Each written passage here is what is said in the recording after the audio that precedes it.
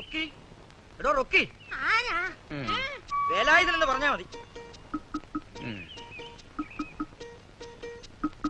ഓ ആ പിശാചി പിന്നി വന്നോ? റൊക്കി ഇല്ലേ അവിടെ? അവൻ ഉറങ്ങുവാ. നിങ്ങളുടെ പൊന്നുമാൻ റൊക്കി അവിടെ നിന്ന് പൊക്കേ. എന്തിനാ നിന്റെ അമ്മേനെ പിണ്ടം വയ്ക്കാനാ? എടാ ഇനി തള്ള പറഞ്ഞു പറ്റിക്കാൻ പറ്റോ ആണോ?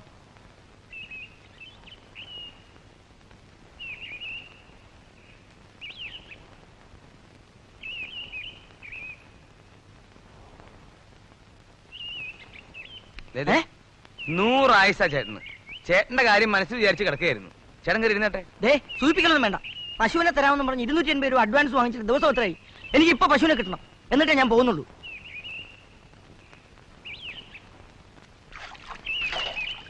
എടോ തനിക്ക് ചെവി കേൾക്കുന്നുണ്ടോ? ഇന്ന് എനിക്ക് രണ്ടിലൊന്നും അറിയണം. പശു ഇല്ലെങ്കിൽ വേണ്ട, എനിക്ക് എന്റെ കാശിങ് തന്നേച്ചാ മതി.